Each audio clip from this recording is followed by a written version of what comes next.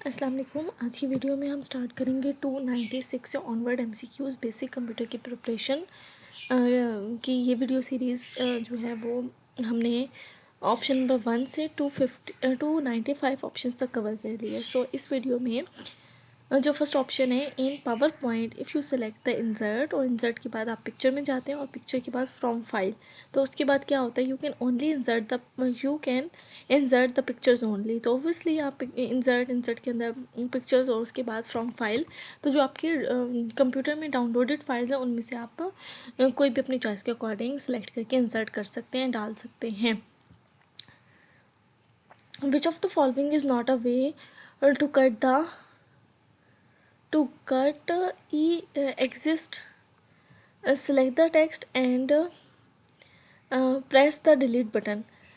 तो अगर आप टेक्स्ट को सिलेक्ट करते हो और डिलीट कर देते हो तो ऑब्वियसली कट नहीं होता, वो तो डिलीट ही हो जाएगा। ठीक है, तो कट किस वे में एग्जिस्ट नहीं करता, तो ये वाली जो है उसका राइट ऑप्शन है। Which key on the keyboard can be used to view the slide show in MS PowerPoint. तो ये मैंने वैसे प्रीवियस वीडियोज़ में भी आपको बताया है कि अगर आप पावर पॉइंट में F5 का बटन प्रेस करते हैं, दिस इज़ द फंक्शन की, तो आप ऑटोमेटिकली स्लाइड के शो व्यू में चले जाते हैं, स्लाइड शो प्रीव्यू के थ्रू। फिर वो पूरे कंप्यूटर स्क्रीन पे वो स्लाइड आपको नज़र आती है और आप उसके थ्रू फिर जो है वो प्रेजेंट कर सकते हैं। और इसके अलावा इस चीज़ का एक साइड बार बटन भी होता है, आप उसको क्लिक करेंगे तो भी आप सेम इफेक्ट जो है वो हासिल कर सकते हैं। Which of the following are actions, वो कौन से एक्शंस हैं you can assign to an action button, कि आप एक एक्शन बटन को दे सकते हैं और अ स्लाइड ऑब्जेक्ट। ठीक है, तो कौन कौन से काम आप किसी एक एक्शन बटन से करवा सकते हैं, इस क्वेश्चन का ये मतलब है। आप मैक्रोस को रन करवा सकते हैं, साउंड को प्ले कर सकते हैं, या हाइपर लिंक जो है वो क्रिएट करवा सकते हैं बटन पे। तो all of the above are the right options. आप तीनों काम किसी भी एक एक्शन बटन के थ्रू कर सकते हैं। यू कैन रिमूव और hide the border of a shape by selecting. अब आपने उसको एक शेप के बॉर्डर को हाइड करना है या रिमूव करना है, तो आप क्या करेंगे, नो लाइन को सिलेक्ट करेंगे या नो आउटलाइन को, वाइट लाइंस को, या नो बॉर्डर को। तो जो बॉर्डर होता है ना वो बेसिकली लाइन फॉर्मेट में, आउटलाइन के फॉर्मेट में होता है। तो जब आप नो आउटलाइन कर देंगे तो ऑटोमेटिकली उसका कोई बॉर्डर जो है वो नहीं जो है वो नज़र आएगा। एक्सेल के अंदर columns are labelled as, columns को जो ऊपर होते हैं तो उनको ABCD के फॉर्म में लेबल किया जाता है। 1 2 3 रोज होती हैं और this is basically the address of the cell. A1 ये basically A1 A2 A3 F9 F12 जो भी इस तरह से हो कि पहले ABC और फिर गिनती हो, तो बेसिकली ये एड्रेस होता है उस सेल का। Dash are attempts by individual, तो कंप्यूटर वायरस जो है वो अटैम्प्ट है जब कोई इंडिविजुअल ऑब्टेन करता है कॉन्फिडेंशियल इंफॉर्मेशन फ्रॉम यू, आपसे, बाय फॉल्सिफाइंग देयर आइडेंटिटी, अपनी आइडेंटिटी को वो छुपा के गलत बयानी करके आपसे आपकी कॉन्फिडेंशियल डिटेल पूछ लेता है, तो उसको कहते हैं फिशिंग स्पैम्स। ठीक है, फिशिंग स्पैम उसको कहा जाता है। तो आपको ये याद रखना है, जब कोई इंडिविजुअल अपनी आइडेंटिटी छुपा के आपसे आपकी डिटेल्स मांगे तो it is called phishing spams. Example of an analog to analog conversion, ठीक है, कि एनालॉग इनपुट होता है, आउटपुट भी एनालॉग होती है, तो वो किसकी एग्जाम्पल है, वो रेडियो की। वो कैसे हैं, देखें, रेडियो ब्रॉडकास्टिंग हो रही है with the use of waves. ठीक है, और आपके पास भी वो in the form of audio he receive हो रहा है, तो वो बेसिकली एनालॉग टू एनालॉग है।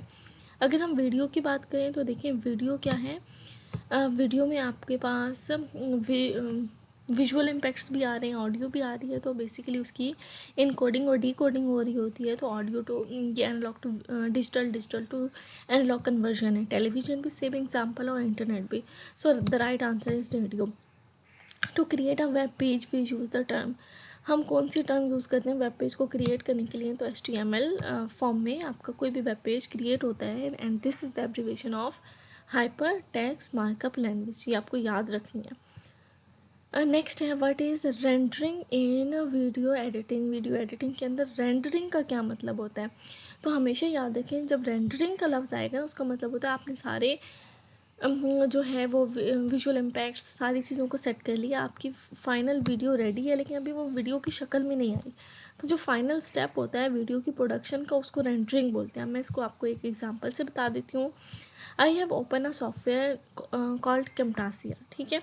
अब इस सॉफ्टवेयर में मेरे पास मल्टीपल ऑब्जेक्ट्स हैं। अब आपको दिखाने के लिए लेट्स से सिंपल मैं ये जो है वो जो है आपका editing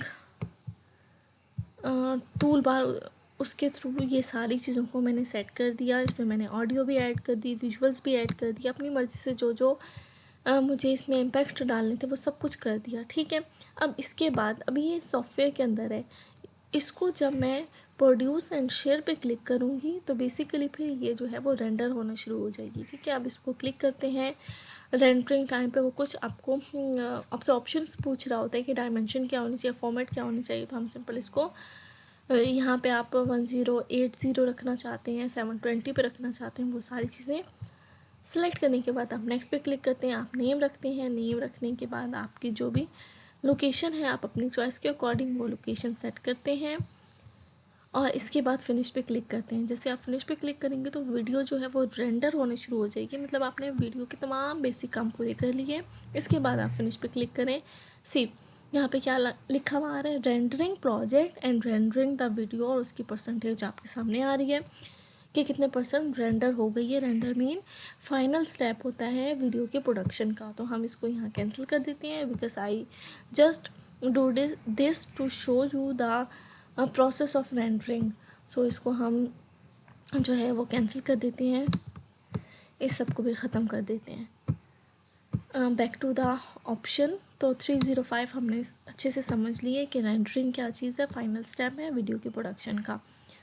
time during which a job, वो वाला टाइम जिस टाइम के दौरान एक जो जॉब है वो प्रोसेस की जाती है by a computer is called execution time, ठीक है। एग्जीक्यूशन टाइम वो वाला टाइम होता है जब कंप्यूटर आपकी रेलिवेंट जॉब को प्रोसेस कर रहा होता है, that is called execution time. In a computer spreadsheet, computer के अंदर स्प्रेडशीट में मतलब MS एक्सेल की बात हो रही है। ईच सेल कंटेन, हर सेल का अपना एक लेबल होता है, उसके अंदर कोई वैल्यू होती है, कोई फॉर्म, कोई तो गिनती, कोई उसके अंदर कंटेंट तो होगा, उसके अंदर कोई ना कोई फॉर्मूला अप्लाई किया जा सकता है। तो सारे ऑप्शंस ठीक हैं। नेक्स्ट है which of the following format you can decide to apply और not in auto format dialog box. Auto format dialog box के अंदर नंबर फॉर्मेट भी होता है, बॉर्डर का फॉर्मेट भी होता है और फॉन्ट का फॉर्मेट भी होता है। तो आपको याद रखना है कि ऑटो फॉर्मेट डायलॉग बॉक्स के अंदर आपके पास तीनों के तीनों ऑप्शंस अवेलेबल होते हैं, तो आप ऑल ऑफ द अबव को टिक करेंगे। HTML is a basic language जो कि इस्तेमाल की जाती है क्या करने के लिए, डेटाबेस नो, डेटाबेस के लिए SQL वाली लैंग्वेज इस्तेमाल की जाती है। स्प्रेडशीट नो, इसके तो एक्सेल से रिलेटेड चीज़ें हैं। Desktop publishing no. तो हमने सही जवाब जो है हमारा वो वेब पेजेस है। जब भी आप कोई वेब पेज बनाते हैं तो उसके लिए HTML hyper text markup language को इस्तेमाल करते हुए उसका कोड लिखा जाता है। Control shift and alt R called, इन तमाम जो कीज़ हैं इनको क्या कहा जाता है, ये अल्फ़ान्यूमेरिक है नो, फंक्शन कीज़ है नो, या मॉडिफायर्स हैं। So these are the modifier. अब इन्हें मॉडिफायर क्यों कहते हैं, कंट्रोल के साथ जब आप कोई भी बटन प्रेस करते हैं तो वो उसके मैं सिंपल ओ प्रेस करूँ तो अल्फ़ाबेट का ओ लिखा जाएगा। जब मैं कंट्रोल के साथ ओ प्रेस करूँगी तो कोई डॉक्यूमेंट, कोई पेज, कोई फाइल ओपन होगी। तो उस ओ के काम को मॉडिफाई किसने किया, कंट्रोल ने किया। तो CTRL, control shift and alternative are the modifier keys, ठीक हो क्या, ये आपको याद रखना है। नेक्स्ट जी, the top most row of the keys, ठीक है।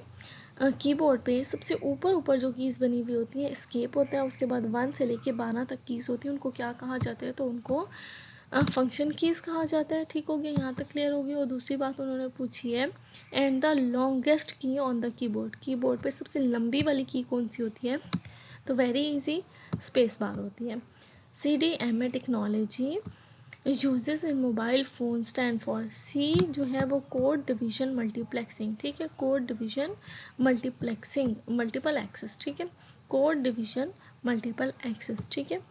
तो CDMA टेक्नोलॉजी जो मोबाइल फ़ोन्स के अंदर इस्तेमाल की जाती है वो कोड डिवीज़न मल्टीपल एक्सेस के हवाले से इस्तेमाल की जाती है। Comment pull on Excel cell which is displayed by taking the mouse pointer there is called, उसका क्या नाम होता है, वो सेल टिप होती है, ठीक है। दोबारा से इसको समझिए। कॉमेट का पोल एक्सेल के सेल के अंदर जो कि डिस्प्ले करता है माउस के पॉइंटर को, ठीक है। माउस का पॉइंटर किस जगह पे, वो क्या होती है, वो सेल की टिप होती है। Let's say this is a cell, और अगर मैं सेल के इस कोने पे अगर टिप रख रही हूँ तो basically this is the cell tip. Clear हो गया, जो माउस का पॉइंटर इस जगह पे है ना, तो this is the cell tip.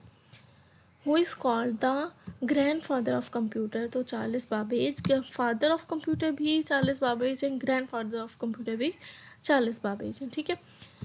Even though आप इसको ऐसे भी समझ सकते हैं कि फादर ऑफ मॉडर्न कंप्यूटर अगर आता है तो फिर आप चार्ल्स बाबेज, और ग्रैंड फादर ऑफ कंप्यूटर आता है वो भी आप चार्ल्स बाबेज को कहेंगे।